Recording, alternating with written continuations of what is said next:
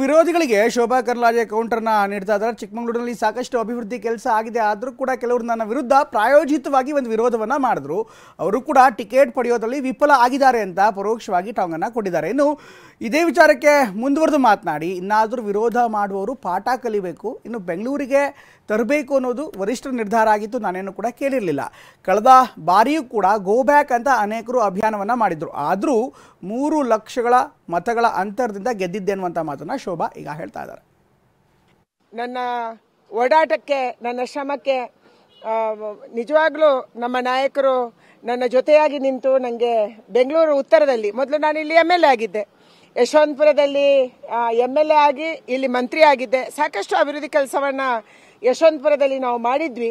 ಅದರ ಜೊತೆಗೆ ಯಶವಂತಪುರದಲ್ಲಿ ಸೋಮಶೇಖರ್ ಅವರು ಬಂದಾಗ ಅವರನ್ನು ಗೆಲ್ಲಿಸೋದಕ್ಕೆ ಕೂಡ ನಾನು 1.5 ತಿಂಗಳು ಅವರ ಜೊತೆ ಓಡಾಡಿ ನಮ್ಮ ಕಾರ್ಯಕರ್ತರನ್ನ ಅವರ ಜೊತೆ ಜೋಡಿಸಿಕೊಡುವಂತ ಕೆಲಸವನ್ನು ಕೂಡ ಮಾಡಿದೆ. ಆದ್ರೆ ಅವರು ಇವತ್ತು ನಮ್ಮ ಪಾರ್ಟಿಗೆ ಮೋಸ ಮಾಡಿ ದೂರ ಹೋಗಿದ್ದಾರೆ. ಚನ್ನಕೇಶವ ಸೀಸನಲ್ ಫ್ರೂಟ್ ಫಾರ್ಮಿಂಗ್ ಮಾಡಿ 365 ದಿನವೂ ಆದಾಯ ಗಳಿಸುತ್ತಿದ್ದಾರೆ.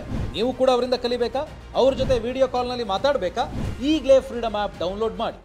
ಅದೆಲ್ಲದಕ್ಕೆ ಉತ್ತರವಾಗಿ ಇವತ್ತು ನನ್ನ ಪಕ್ಷದ ನಾಯಕರು ನನ್ನನ್ನು ಇಲ್ಲಿ ಕಳಿಸಿದ್ದಾರೆ. ಸದಾನಂದ ಗೌಡರ ಮನೆಗೂ ನಾನು ಹೋಗಿ ಬಂದೆ.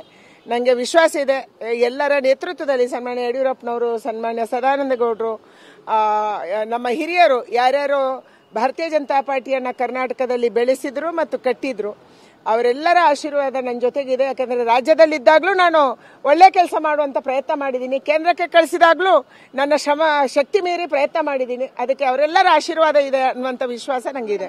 ನೆಲಮಂಗಲದಲ್ಲಿ 10-13 ಜನ ಯಾರು ಮಾಡಿದ್ರು, ಇವರಿಗೂ ಬೆಂಗಳೂರು ಉತ್ತರ ಕ್ಷೇತ್ರಕ್ಕೂ ಸಂಬಂಧ ಇಲ್ಲ. ಕೇವಲ ಮೀಡಿಯಾದಲ್ಲಿ ಹೈಪ್ ಮಾಡಿಸುವಂತ ಕೆಲಸವನ್ನ ಕೆಲವರು ಕಿಡಿಗೇಡಿಗಳು ಮಾಡ್ತಾ ಇದ್ದಾರೆ. ಇದಕ್ಕೆ ಸರಿಯಾದ ಉತ್ತರವನ್ನ ನಮ್ಮ ನಾಯಕರು ಕೊಡ್ತಾರೆ. ಎಲ್ಲವೂ ಕೂಡ ಎವ್ರಿಡೇ ರಿಪೋರ್ಟ್ ಆಗ್ತಾ ಇದೆ.